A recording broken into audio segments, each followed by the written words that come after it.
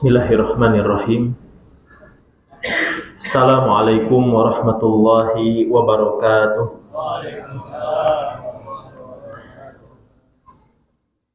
Alhamdulillahi ala ihsanih wa syukru lahu ala taufiqihi wa amtinanih. Ashhadu an la ilaha illallah wahdahu la syarika lahu ta'ziman li sya'nih. Wa ashhadu anna Muhammadan abduhu wa rasuluh ad-da'i ila ridwanih. Salawatullahi wa salamuhu alaihi wa ala alihi wa ashabihi wa ikhwanih. Amma ba'du. Allahumma 'allimna ma yanfa'una wanfa'na bima 'allamtana wa zidna ilman wa amalan ya rabbal alamin. Jamaah kaum muslimin dan muslimat rahimani wa rahimakumullah. Alhamdulillah, kita bersyukur memuji Allah Subhanahu wa taala atas segala nikmat dan karunia yang Allah Subhanahu wa taala masih terus berikan kepada kita sampai detik ini. Salawat beriring salam semoga senantiasa tercurahkan kepada baginda Nabi Muhammad sallallahu alaihi wasallam, kepada keluarga beliau, sahabat beliau, dan orang-orang yang senantiasa istiqamah di atas sunnah beliau hingga akhir zaman. InsyaAllah di kesempatan malam hari yang berbahagia dan sejuk ini, kita akan menyelingi pembahasan usul salasah dengan kajian tematik. Saya izin untuk membawakan tema yang berjudul mencekamnya peristiwa padang mahsyar. Tema ini masih berkisar tentang akidah, karena memang pembahasan akidah itu adalah pembahasan yang selalu penting untuk dikaji. Kenapa jamaah yang dimuliakan oleh Allah? Alasannya diantaranya karena pembahasan tentang akidah khususnya yang berkaitan dengan hari akhir akan mengingatkan manusia tentang tempat kembali dia,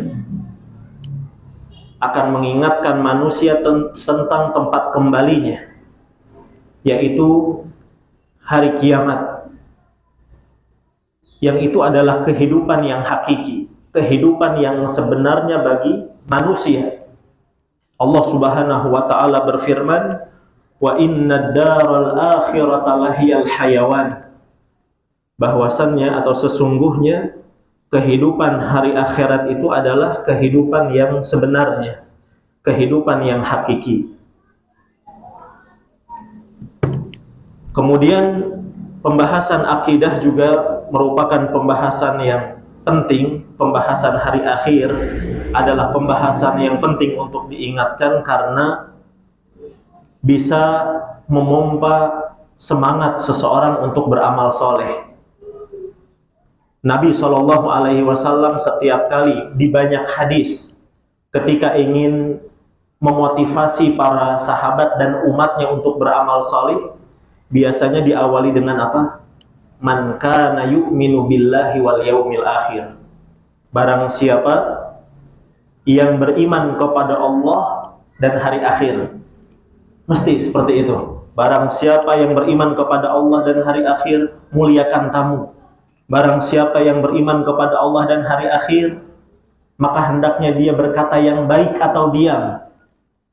Dan banyak masih hadis-hadis yang lain yang Nabi mengawali sabdanya dengan iman kepada hari akhir. Seakan-akan Nabi SAW mengatakan kepada kita umatnya, beramal solehlah, karena amal solehmu itu akan bermanfaat kelak pada hari kiamat. Dan ini dipraktekkan oleh para sahabat, dibuktikan oleh sikap banyak sahabat. Di antaranya adalah sahabat yang bernama Amr atau Umair bin Humam al-Ansari radhiyallahu anhu. Umair bin Humam al-Ansari radhiyallahu anhu. ketika di peristiwa perang Badar, Nabi Shallallahu Alaihi Wasallam bersabda, "Qumu ila jannatin arduhas samawat wal ard." Bangkitlah kalian untuk menjemput surga yang luasnya seluas langit dan bumi. Jadi diingatkan, ayo berjihad. Nanti balasannya adalah surga yang luasnya seluas langit dan bumi. Maka sahabat yang bernama Umair ini mengatakan, bakhin. Wah. Kemudian kata Nabi Shallallahu Alaihi Wasallam, apa yang mendorong wahai Umair untuk mengatakan wah itu? Maka kata dia, la wallahi ya Rasulullah, demi Allah wahai Rasul, tidak ada yang mendorongku untuk mengucapkan kalimat itu, untuk berekspresi seperti itu, illa raja'ata an akuna min ahliha, karena saya sangat berharap bisa menjadi ahli surga yang engkau gambarkan. Maka kata Nabi Shallallahu Alaihi Wasallam, innaka min ahliha, sesungguhnya engkau termasuk ahli surga. Maka kata Umair bin Humam, ketika itu ada beberapa butir kurma yang ada di tanganku, langsung aku buang, langsung aku singkirkan butir-butir kurma itu. Dan dia mengatakan, seandainya aku gunakan waktu yang ada untuk makan dulu beberapa butir kurma tersebut, maka itu adalah waktu yang panjang, terlalu mengulur-ngulur untuk menjemput surga Allah. Akhirnya dia maju ke medan perang dan mati syahid. Ya, ini contoh bahwasannya keimanan seseorang, ketika keimanan kepada hari akhir itu kuat, bisa memompa semangat untuk beramal soleh. Nah, berkaitan dengan mencekamnya peristiwa di padang mahsyar, para ulama menjelaskan bahwa digiringnya manusia untuk dikumpulkan di padang mahsyar, prosesnya itu dalam bahasan ulama disebut dengan al-hasyar. Prosesnya dikumpulkan di padang mahsyar disebutnya dengan al-hasyar. Dan yang dimaksud dengan al-hasyar adalah pengumpulan yang diawali atau yang diiringi dengan penggiringan. Dikumpulkannya manusia itu harus digiring, tidak dibiarkan sendiri-sendiri. Kenapa jamaah? Karena kata Allah Subhanahu wa ta'ala di dalam surat Al-Qari'ah ayat yang keempat, yauma yakunun nasu kal farashil mabthuth. Hari di mana manusia ketika itu keadaannya seperti laron-laron yang berterbangan. Dan sifat dari laron liar. Sifat dari laron itu, dia terbangnya itu apa? Tidak atau tanpa arah, ya. Terbangnya itu tanpa arah, sehingga harus digiring. Nah, kenapa manusia ini keadaannya tidak beraturan ketika itu, seperti orang linglung? Karena mereka menyaksikan kondisi alam ini sudah berubah. Ini mau kemana kita ini? Jadi harus digiring. Dan dalam hadis yang lain, Nabi Shallallahu Alaihi Wasallam menyebutkan bahwa keadaan umatnya diperumpamakan seperti laron itu bukan hanya di hari kiamat, tapi juga di dunia. Sekarang ini kita seperti laron, kata Nabi. Dalam hadis riwayat Muslim, mathali wa mathalukum kamathali rajulin awqada nara. Perumpamaanku dengan kalian itu seperti seorang laki-laki yang dia menyalakan lilin, menyalakan api di hadapannya. Ada api di hadapan orang. Faja'alal farashu wal janadibu yaqa'na fiha. Maka ketika api itu sudah dinyalakan, serangga dan laron itu akan mendekat ke api, akan menjatuhkan dirinya kepada api tersebut. Wa huwa yadubbuhunna anha, sedangkan si laki-laki itu yang gambarannya adalah Rasulullah Shallallahu Alaihi Wasallam, dia berusaha untuk menepis, menyingkirkan, mengusir laron. Kasihan nanti kebakar. Kata Nabi Shallallahu Alaihi Wasallam, wa ana akhidun bihujazikum anin nar, dan saya adalah orang yang ingin menyelamatkan kalian dari api neraka, seperti orang yang ingin menyelamatkan laron dari api yang dinyalakan tadi, Pak. Sampai-sampai aku harus memegangi ujung baju kalian. Ini kata para ulama, bahwa manusia atau umatnya Nabi Muhammad itu nakal, gak bisa diem. Saking liarnya Nabi harus narik baju kita aja. Kalau kitanya gampang diatur, tidak usah ditarik-tarik bajunya, ya, dipeluk, dirangkul. Tapi Nabi nggak bisa ngerangkul kita karena kitanya liar, susah diatur. Wa antum tafallatuna min yadai, dan kalian itu senantiasa ingin melepaskan diri dari genggamanku. Katanya pengen selamat, tapi kalian selalu memaksa untuk keluar dari aturanku, kata Nabi Shallallahu Alaihi Wasallam. Nah, ini dalil bahwa manusia itu seperti laron bukan hanya pada hari kiamat, tapi juga ketika di dunia. Kita kembali dengan proses mahsyar atau proses hasyar tadi, jemaah. Setelah manusia itu digiring, ketika manusia itu digiring, Allah Subhanahu wa taala juga berfirman di dalam surat Al-Kahfi, "Wa hasyarnahum falam nughadir minhum ahada."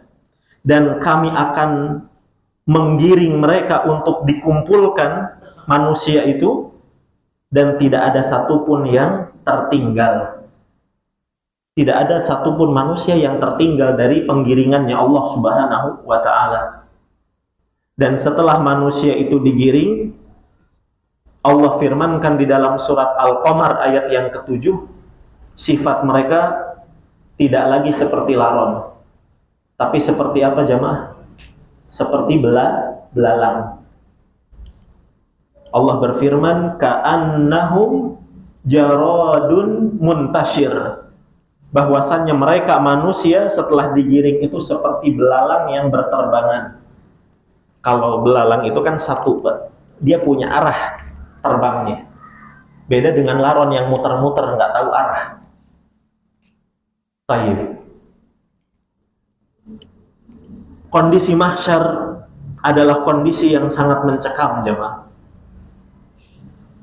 Dan ini ditunjukkan oleh beberapa hal.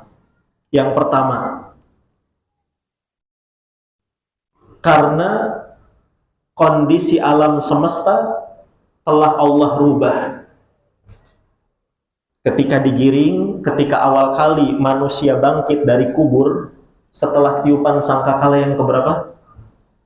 Ditiup sangkakala yang kedua, dibangkitkan dari kubur itu, tiupan sangkakala yang kedua, mereka kan linglung. Ya, manusia ini linglung, mereka digiring ke mahsyar, dan kondisi mahsyar ketika itu mencekam. Karena alam ini sudah Allah ganti sifatnya atau keadaannya. Dalilnya adalah firman Allah di dalam surat Ibrahim ayat 48. Yauma tubaddalul ardu ghairal ardi was samawat.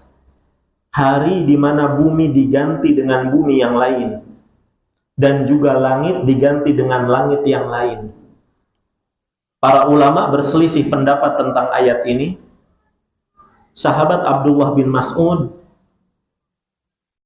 mengatakan maksud dari Allah mengganti bumi dengan bumi yang lain adalah Allah menciptakan bumi baru.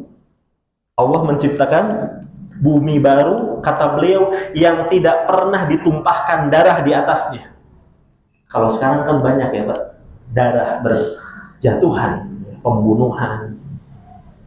Baru-baru ini orang tua yang dirampok, dipukul, anak membakar ibunya. Allah akan menciptakan bumi baru yang tidak pernah terjadi kemaksiatan di atasnya. Ini pendapatnya Ibnu Mas'ud. Pendapat yang kedua adalah pendapatnya Ibnu Abbas. Sama-sama sahabat mulia. Ibnu Abbas mengatakan maksud bumi diganti itu bukan Allah menciptakan bumi baru. Akan tetapi Allah merubah sifat bumi yang sekarang.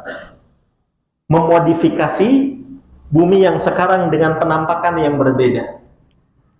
Dan ini diambil pendapatnya oleh Syekh Muhammad bin Shalih Al-Utsaimin dan Syekh Muhammad Al-Amin Asy-Shinqiti rahimahumullahu ta'ala.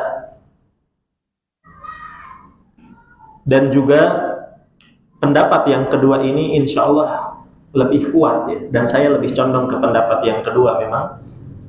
Karena didukung oleh beberapa dalil dari ayat yang lain. Contohnya apa? Di surat Az-Zalzalah. Yauma idzin tuhadditsu akhbaraha. Hari di mana bumi itu akan bercerita tentang peristiwa yang pernah dilakukan oleh manusia di atasnya. Jadi si fulan bin fulan di malam Ahad, misalkan dia sedang duduk di atasku ya Allah, dia mengikuti kajian, sedangkan si fulan bin fulan dia berdiri di atasku melakukan kemaksiatan, semua bumi ini akan bercerita. Nah, kalau misalkan buminya diganti dengan bumi yang lain, gimana dia akan bercerita? Ini kata sebagian ulama ya, untuk menjawab pendapat yang pertama dengan ayat tersebut di surat Az-Zalzalah. Ayat yang lainnya yang memperkuat pendapat yang kedua, bahwa bumi itu hanya dimodif saja sama Allah, adalah firman Allah di dalam surat Thaha ayat 105 sampai 107. Allah berfirman, wa yas'alunaka 'anil jibal, dan mereka bertanya kepadamu tentang gunung-gunung wahai Muhammad. Gunung-gunung yang menjadi pasak bumi itu mereka bertanya, nanti seperti apa sih?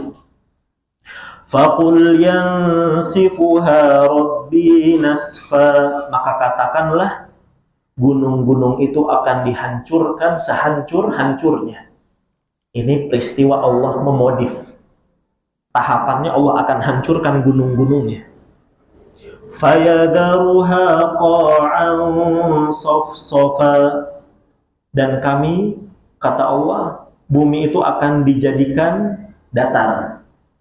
Kata sahabat yang lain ketika mengomentari ayat ini, bumi itu seperti kulit binatang yang disamak, datar, bersih. Wa idzal ardu muddat, dan bumi itu nantinya akan dibentangkan, akan ditambah luasnya oleh Allah. La tara fiha iwajan wala amta, maka engkau tidak akan lagi melihat yang namanya cekungan ataupun gundukan. Dan sekarang kita masih melihat gundukan. Ya, ini aja di dataran Nurul Ikhlas ini masih banyak gundukan-gundukan. Sehingga nanti di hari kiamat tidak ada lagi polisi tidur, bukit tidak ada, gunung tidak ada. Betul-betul datar bumi ini. Kemudian tanahnya Allah rubah. Kata Nabi SAW, yuhsyarun nasu yaumal qiyamah, manusia akan digiring untuk dikumpulkan di padang mahsyar pada hari kiamat, ala ardin bayda'a afra, kepada sebuah dataran yang warna tanahnya itu putih kemerah-merahan, kakur sotinaqiyin, seperti warna gandum yang digiling dengan halus. Antum lihat, gandum itu kan warnanya tidak putih seperti tisu ini, Pak. Dia putih tapi apa? Ada kemerah-merahan. Itulah tanah mahsyar, kata Nabi SAW. Kaget manusia ini. Kemudian juga langitnya dirubah. Salah satunya adalah dengan Allah mendekatkan matahari di atas kepala seluruh makhluk yang ada ketika itu. Nabi SAW bersabda dalam hadis riwayat Muslim, "Tudna syamsu yaumal qiyamah minal khalqi hatta takuna minhum kamiqdari mil." Matahari akan didekatkan pada hari kiamat di atas kepala makhluk seukuran 1 mil. Kata sahabat yang meriwayatkan, ya, ada seorang namanya Sulaim bin Amir, demi Allah, saya tidak tahu apa yang dimaksud oleh Nabi jarak 1 mil. Maksudnya itu yang mana? Kemungkinannya kata beliau dua. Yang pertama adalah al-masafatul ard, yaitu jarak tempuh yang dilalui oleh manusia di atas muka bumi ini. Jadi jarak tempuh 1 mil berapa kilo, Pak? 1,6 kilometer. Ya, 1,6 kilo jaraknya. Au al-milul ladzi taktahilu bihil ain, atau kemungkinan kedua, maksud dari 1 mil adalah seukuran lidi yang menjadi alat celak mata. Jadi hanya mungkin segini atau sekelingking ini jarak antara matahari dengan kepala manusia. Jadi sekarang saja sudah kita tersiksa kepayahan ya siang hari tadi jemaah, dengan jarak matahari yang bermiliar-miliar kilo mungkin. Bagaimana lagi di padang mahsyar? Ini bukti mencekamnya padang mahsyar. Yang pertama. Yang kedua sekarang jemaah, mencekamnya padang mahsyar karena manusia dikumpulkan itu untuk dihisab, untuk diadili, untuk mempertanggungjawabkan setiap amal yang dia lakukan di dunia. Dan Allah Subhanahu wa ta'ala telah menetapkan untuk hari itu manusia akan diberdirikan selama beribu-ribu tahun. Dalilnya adalah surat Al-Ma'arij ayat yang keempat, fi yaumin kana miqdaruhu khamsina alfasanah. Satu hari di akhirat seperti 50.000 tahun di dunia, kata Allah. Jadi kita akan berdiri ribuan tahun lamanya. Dalam kondisi seperti apa, Ustaz? Kata Nabi SAW dalam riwayat Muslim, hufatan, dia tidak beralas kaki, uratan, dalam kondisi telanjang, gurlan, tidak berkhitan, buhma, tanpa membawa sehelai kain pun, tidak tanpa membawa sehelai benang pun. Ketika mendengar hadis ini, Aisyah mengatakan, wahai Rasul, kalau begitu nanti bagaimana kalau antara laki-laki dengan perempuan saling melirik? Ya, gimana nanti? Ya, semuanya tidak berbusana, akan saling melirik, wahai Rasul. Apa kata Nabi? Al-amru asyad, wahai Aisyah, urusan di hari itu sangat dahsyat, sangat berat. Nggak usah di hari kiamat, Pak. Yang pernah mengalami kebakaran rumahnya, yang pernah mengalami gempa bumi, dan saya mengalami itu, orang itu tidak peduli dia nutup aurat atau tidak, kan? Dia keluar. Kadang ada beberapa santri ketika kami masih di pesantren, ketika tragedi gempa Jogja, keluar dari kamar mandi tidak memakai baju. Yang penting dia selamat. Gimana caranya? Itu di dunia. Gimana dengan akhirat? Makanya kata Nabi, al-amru asyad, wahai Aisyah, peristiwa pada hari itu lebih dahsyat lagi. Nah ini, bahkan kata Nabi, kata Allah Subhanahu wa ta'ala di dalam surat Abasa, yauma yafirrul mar'u min akhi, seseorang akan lari dari saudaranya, wa ummihi wa abih, Seseorang akan lari dari ibu dan bapaknya. Kenapa lari? Karena nanti akan saling menuntut, jemaah. Ya. Manusia nanti akan saling menuntut. Misalkan si bapak akan menuntut anaknya yang durhaka. Ya Allah, ini anak durhaka. Si anak juga balik nuntut. Ya Allah, saya punya orang tua tapi nggak pernah ngajarin saya Al-Quran. Nggak pernah ngajarin saya agama, ya Allah. Dia zolim, ya Allah. Saling nuntut. Wa ummihi wa abihi wa sahibatihi wa bani. Seorang istri akan lari dari suami, suami pun lari dari istrinya. Mungkin istrinya ya tidak menghargai suami, kemudian suami juga ada yang tidak bertanggung jawab, saling menuntut. Wa sahibatihi wa bani, begitu juga anak-anak. Kemudian jamaah yang dimuliakan oleh Allah Subhanahu wa taala, apa yang dihisab kan mencekam. Kata para ulama, yang pertama, kalau hisab itu berkaitan dengan ibadah, maka yang dihisab pertama kali adalah salat. Nabi sallallahu alaihi wasallam bersabda, "Awwalu ma yuhasabu bihil 'abdu yaumal qiyamah as-shalah." Yang pertama kali dihisab pada hari kiamat adalah salat, baru nanti ibadah-ibadah lainnya. Yang kedua, kalau hisabnya berkaitan dengan nikmat, kalau tadi ibadah. Yang kedua, hisabnya berkaitan dengan nikmat, maka yang pertama kali akan ditanya oleh Allah adalah tentang nikmat sehat. Nabi bersabda, "Awwalu ma yuqalu lil 'abdi yaumal qiyamah, alam nusahhih laka jismak." Yang pertama kali ditanyakan oleh Allah pada hari kiamat kepada seorang hamba, "Wahai hambaku, bukankah aku telah membuat tubuhmu itu sehat? Kamu buat apa? Kamu gunakan untuk apa tubuh sehat itu?" Jawab. Terus. Dan Allah hisabnya itu sangat cepat, Pak. Wallahu sari'un hisab. Setiap detik, setiap hari ya, akan dimintai pertanggungjawaban. Kemudian yang berkaitan dengan harta, nikmat harta maksudnya, maka Allah akan bertanya dengan dua pertanyaan. Min aina iktasabah, dari mana engkau dapatkan harta? Dari yang haram, dari yang syubhat, atau yang halal?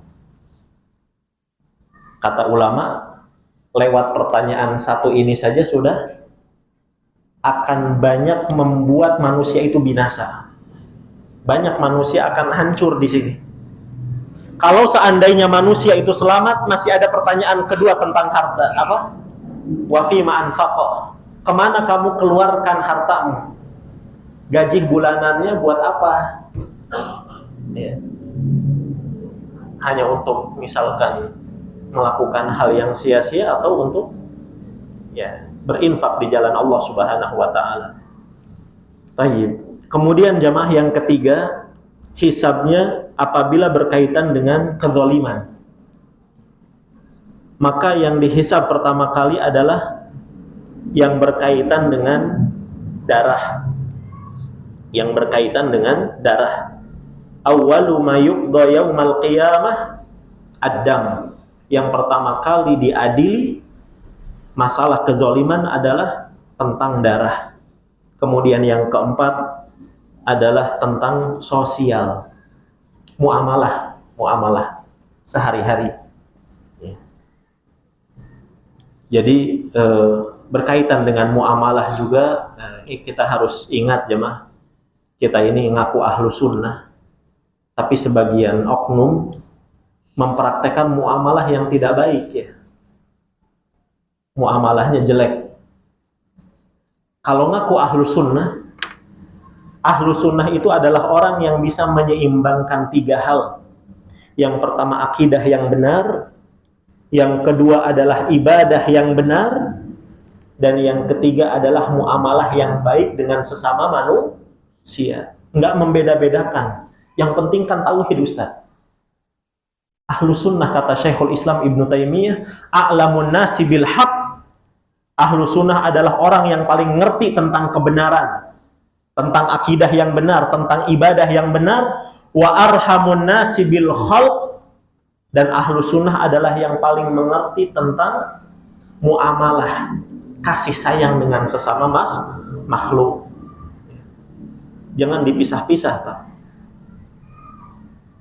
Kalau mau menjawab orang-orang yang penting kan tauhid.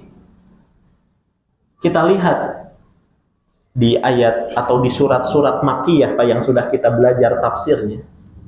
Itu kan kontennya biasanya surat Makkiyah itu tentang apa? Tentang akidah, tentang iman.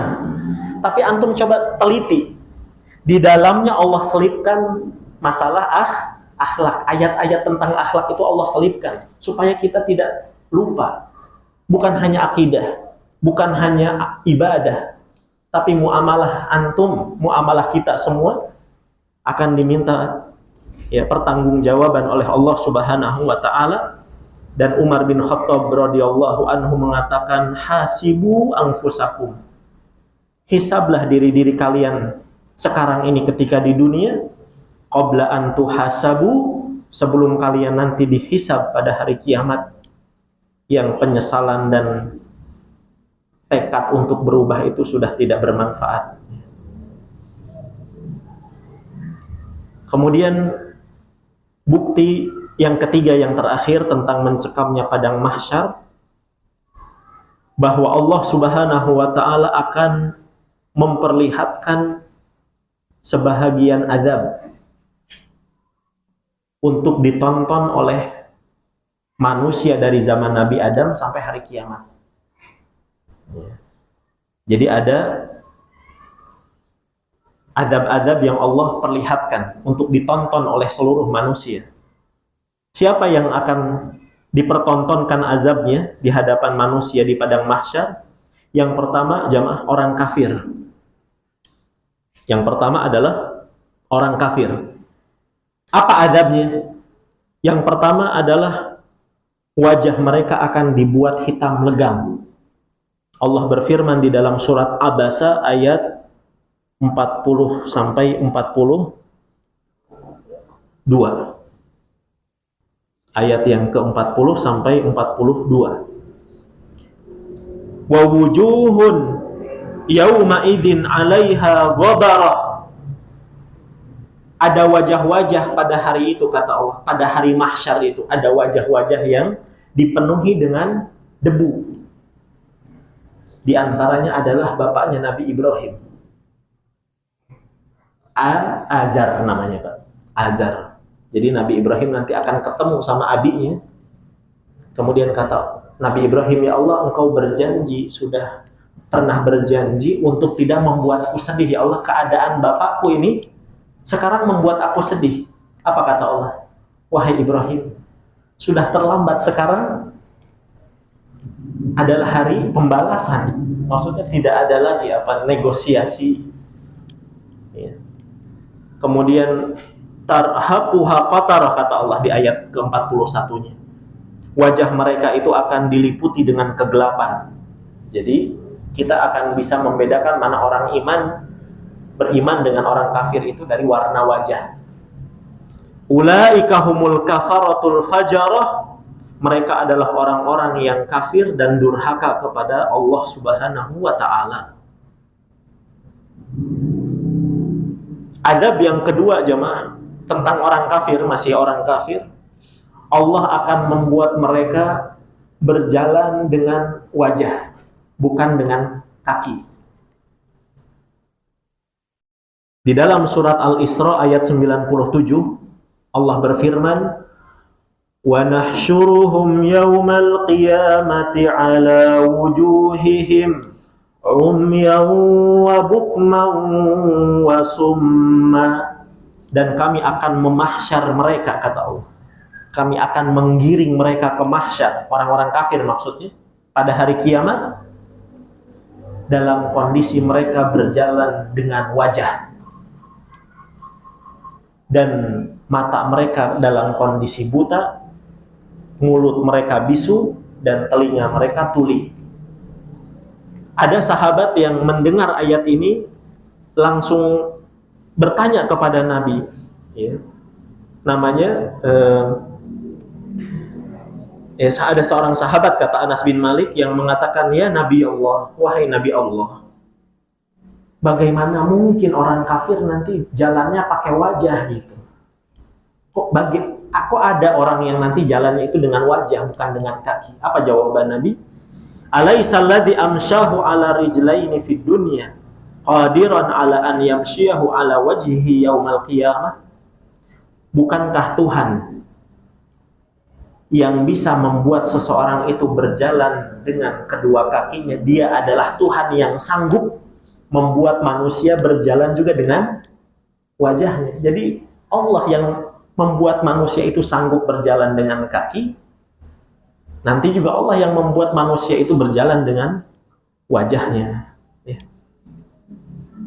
Taib. Sekarang yang dipertontonkan adabnya bukan orang kafir, tapi orang Islam, jemaah. Orang Islam seperti apa yang dipertontonkan azabnya?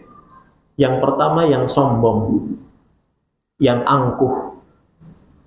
Sombong itu apa? Batarul haq wa ghamtun nas. Menolak kebenaran dan meremehkan manusia. Biasanya ada ucapan kalau yang merasa senior diingatkan oleh junior, kamu ngerti apa? Kamu kan cuma anak kemarin sore. Ini jamaah. Hukumannya apa? Orang-orang yang sombong, yang suka menepuk dada, ini gua nih. Gitu ya. Kata Nabi SAW, yuhsyarul mutakabbirun. Orang-orang sombong itu akan dimahsyar pada hari kiamat, amsaladzar. Tubuh mereka seperti semut. Tubuh mereka dijadikan kecil seperti semut, fi suwarir rijal, akan tetapi penampakan dia masih penampakan manusia. Jadi manusia yang bertubuh semut gitu Pak, atau yang besarnya seperti semut. Yagshahumudzul min kulli makan, dan mereka, kata Nabi, akan diinjak oleh manusia dari segala sisi. Dan kata para ulama, ini adalah al-jaza min jinsil amal. Balasan itu tergantung amal perbuatan. Karena orang sombong itu ketika di dunia ngerasa besar, sehingga pada hari kiamat Allah jadikan kecil. Dosa yang kedua jamaah, orang Islam yang dipertontonkan adabnya adalah orang-orang yang suka minta-minta, ngemis atau menunjukkan melas ya, ingin dikasihani oleh orang, padahal dia itu apa? Bukan orang yang lemah gitu, bukan orang dalam kondisi darurat. Kalau kondisi darurat minta boleh, silahkan. Tapi kebanyakan orang zaman sekarang ya masih kuat, dia masih bisa berusaha tapi banyak minta. Apa balasannya? Dipertontonkan adabnya apa? Ya'ti yaumal qiyamah laisa fi wajhihi muz'atul lahmin. Dia akan datang pada hari kiamat dan di wajahnya tidak ada sekerat daging pun yang menempel. Artinya tengkorak saja. Tengkorak. Dan kata para ulama, kenapa dagingnya dihilangkan? Karena daging itu adalah gambaran dari sifat malu. Orang yang suka minta kan berarti nggak punya malu. Sehingga pada hari kiamat dagingnya juga Allah hilangkan. Sebagaimana orang ini di dunia nggak punya malu. Adab yang ketiga, sedikit lagi jamaah, adalah dosa untuk suami-suami yang tidak adil dengan istrinya, tepatnya dengan istri-istri sebetulnya. Dan kita semua bukan Superman, bukan gentleman juga ya.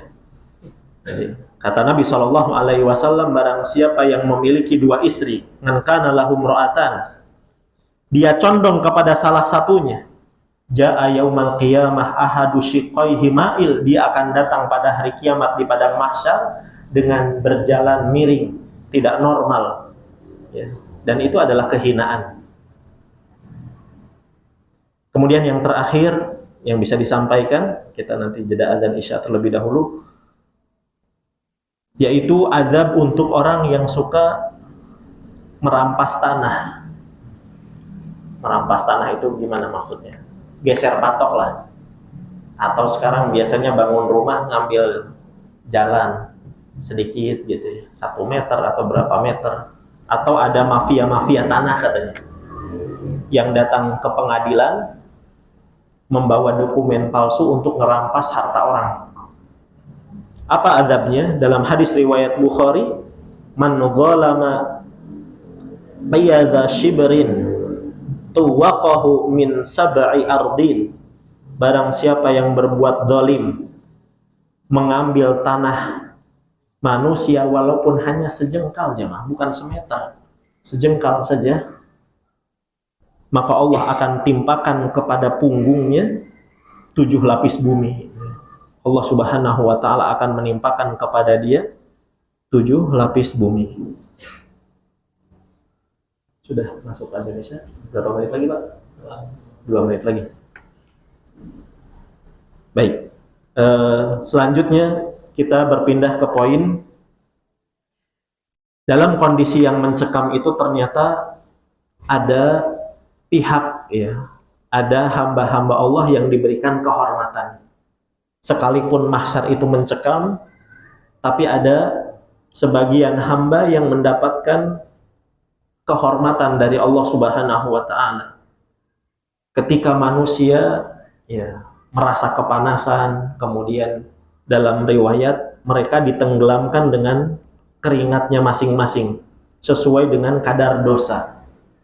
Ada yang sampai betisnya, ada yang sampai mata kaki kata Nabi, ada yang sampai ke betisnya, ada yang sampai ke pinggangnya, ada yang sampai ke mulutnya, dan Nabi menunjuk dengan tangannya. Wa aljamahu iljaman, ada yang sampai tenggelam. Ya. Ternyata ada 7 golongan, sab'atun yudhilluhumullahu fi dhillih, yang mereka akan mendapatkan naungan Allah yauma la dhilla illa dhilluh, di hari di mana tidak ada naungan selain naungan Allah Subhanahu wa ta'ala. Baik, kita jeda adzan isya terlebih dahulu. Wassallallahu wasallam ala nabiyyina Muhammad.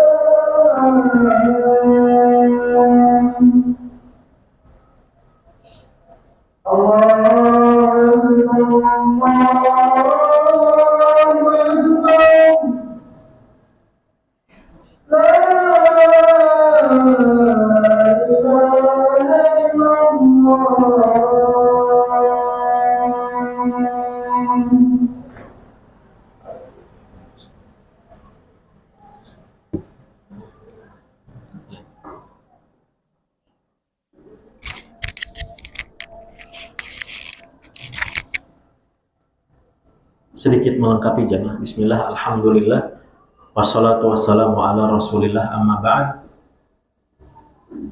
Golongan pertama yang akan mendapatkan naungan dari Allah adalah imamun adil, seorang pemimpin yang berlaku adil. Dan ulama menjelaskan bahwa yang dimaksud dengan pemimpin di hadis ini bukan hanya kepala negara, bahkan suami ya, yang menjadi pemimpin di dalam rumah tangga, kalau dia bersikap adil kepada istri dan anaknya, maka dia akan mendapatkan kehormatan ini. Imamun adil. Yang kedua, wasyabun nasya'a fi ibadatillah, yaitu seorang pemuda yang tumbuh di atas ketaatan kepada Allah Subhanahu wa ta'ala. Dan ini merupakan kemuliaan bagi kaula muda, karena masa muda itu pada umumnya seringkali dibuat untuk foya-foya, ya, untuk berhura-hura, untuk melampiaskan syahwat.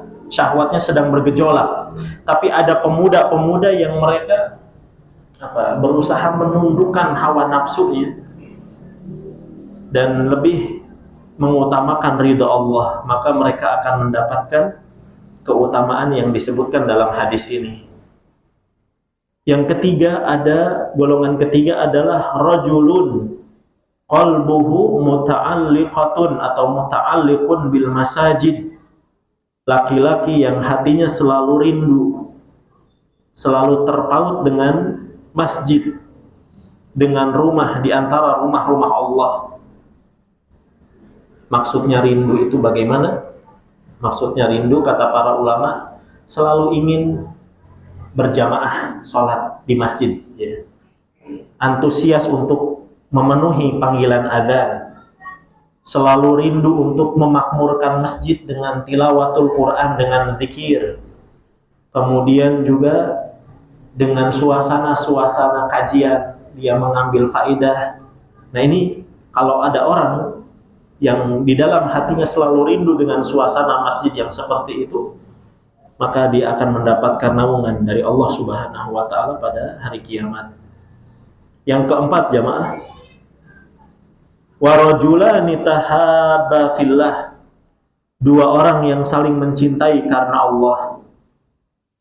Ijtama'a alaih, kalau mereka ketemu, bertemunya karena Allah, karena ada di situ ketaatan yang mempersatukan mereka.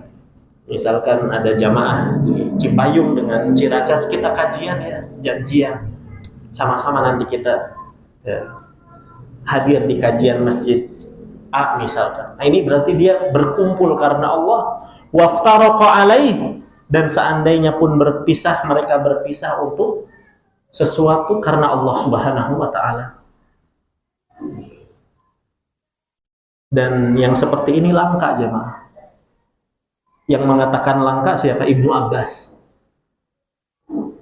Ini Ibnu Abbas itu mengatakan langka ini di zaman beliau ya, 1000 tahun yang lalu, 15 abad yang lalu. Kata beliau sangat langka yang seperti ini. Karena umumnya manusia kalau ketemu karena fulus, karena dunia, karena hobi, karena kepentingan-kepentingan tertentu, bukan karena Allah. Ya. Jadi hal yang seperti ini adalah langka. Maka perbaiki ya hubungan ukhuwah kita jamaah yang dimuliakan oleh Allah, tawasau bil haq dan tawasau bis sabr.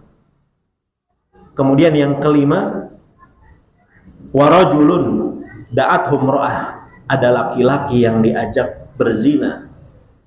Ya, sekarang wallahu alam mungkin sebagian jamaah mendengar ada panitia kajian, padahal panitia misalkan Pak, tapi berzina ya dengan sesama panitia juga.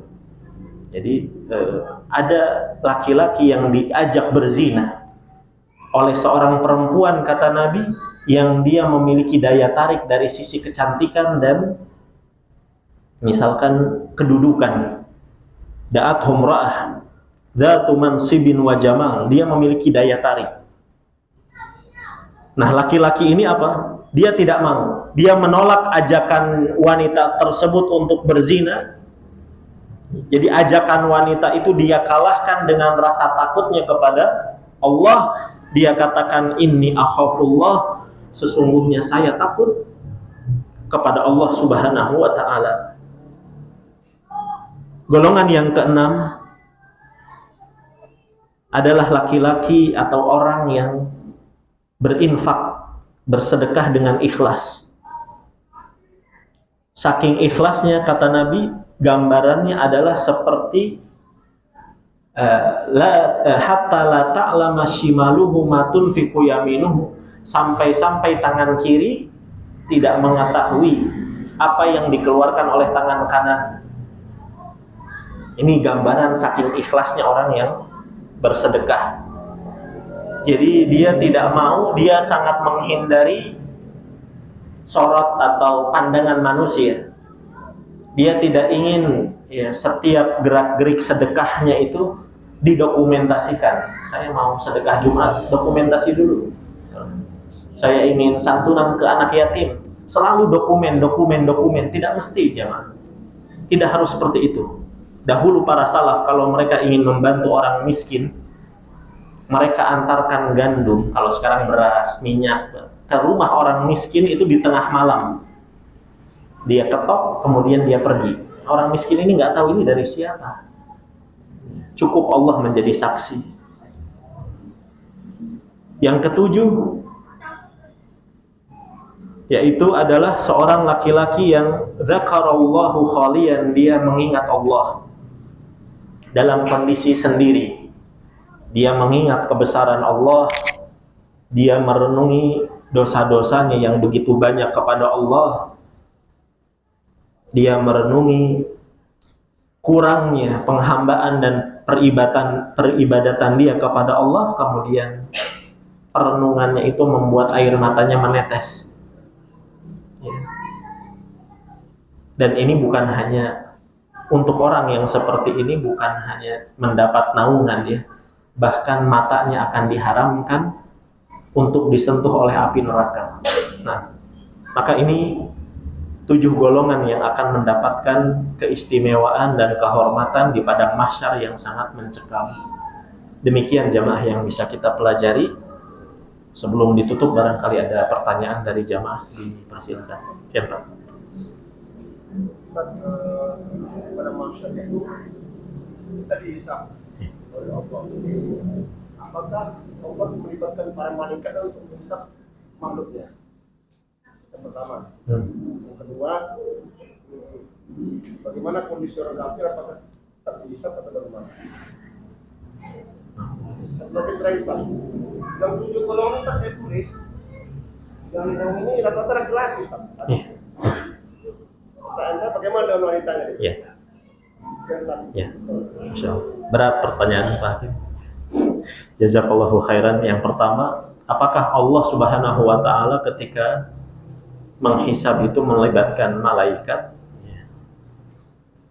Di ayat yang tadi saya kutip, wallahu sari'ul hisab, Allah hanya menyebutkan dirinya sendiri.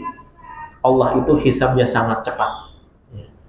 Kalaupun melibatkan makhluk itu bukan ikut menghisab, tapi ikut memberikan persaksian. Mungkin diantaranya juga malaikat. Jadi bukan ikut ngehisabnya, tapi ikut memberikan persaksian. Misalkan tadi bumi juga dijadikan oleh Allah bisa bicara. Kemudian nanti akan ada makhluk-makhluk yang akan didatangkan untuk mengantri karena mereka pernah dizolimi. Jadi makhluk-makhluk itu bukan membantu menghisab, tapi didatangkan untuk ikut memberikan persaksian. Wallahu a'lam. Kemudian pertanyaan yang kedua berkaitan dengan tadi apa, Pak? Orang kafir apakah dihisab? Ya. Orang kafir, wallahu a'lam, orang kafir ini saya lupa. Tapi ada istilah di dalam pembahasan beriman kepada hari akhir itu ada dua, Pak. Ada yang namanya ard, ada yang namanya hisab. Hisab ini audit. Setiap jengkal, setiap detik, setiap perbuatan itu ditanya oleh Allah Subhanahu wa taala, atau disebutnya dengan munaqasyah, disidang. Wa man nuqish udzib. Barang siapa yang dimunaqasyah, disidang oleh Allah, pasti dia diazab. Ada istilah yang kedua namanya ard. Ard itu hanya sekilas saja, ya. Dan ini biasanya untuk orang-orang yang beriman, yang soleh. Nah, ini orang-orang kafir yang mana? Wallahu alam, apakah mereka ikut dihisab? Mungkin akan dihisab sebagai hujah juga, supaya mereka tahu salahnya mereka di mana. Jadi orang kafir pun dihisab supaya hujah itu tegak. Jadi Allah Subhanahu wa taala ingin memperlihatkan innallaha la yadhlimu mithqala dzarrah. Allah tidak akan menzalimi hambanya walaupun hanya sebiji dzarrah. Ada semua bukti, bukti-bukti dari malaikat, catatan-catatan itu. Ya nantinya akhir dari hisab itu kan ada yang menerima rapotnya pakai tangan kanan, ada yang menerima rapotnya dengan tangan kiri, di antaranya orang kafir. Mungkin ini menjadi dalil orang kafir juga akan dihisab. Kemudian apakah tadi 7 golongan itu hanya khusus laki-laki? Apakah itu juga termasuk perempuan? Maka jawabannya adalah termasuk juga perempuan. Karena penyebutan laki-laki itu hanya mewakili maksudnya. Ada beberapa dalil kalau disebutkan laki-laki masuk di dalamnya perempuan, ya. Dan memang dalam kaidah an-nisa syaqaiqur rijal, bahwasannya perempuan itu adalah saudara kandung laki-laki. Contohnya apa, Ustaz? Contohnya adalah hadis tentang mimpi basah. Mimpi basah kebanyakan dalilnya adalah tentang laki-laki. Tiba-tiba Ummu Salamah datang kepada Nabi, wahai Rasul, kalau ada perempuan yang mimpi basah, ya, apakah dia juga wajib mandi? Maka kata Nabi SAW, iya. Idza ra'atil ma, kalau perempuan itu juga melihat mani yang keluar, ada cairan yang keluar, jadi hukumnya sama. Ya. Tapi biasanya memang diwakili oleh lafaz laki-laki, ya. Demikian jemaah. Wallahu a'lam. Ada lagi? Cukup? Baik. Kalau tidak ada, terima kasih atas perhatian dan saya mohon maaf kalau banyak kekurangan. Kita tutup dengan doa kafaratul majlis. Subhanakallahumma wa bihamdika asyhadu an la ilaha illa anta astaghfiruka wa atubu ilaik. Assalamualaikum warahmatullahi wabarakatuh.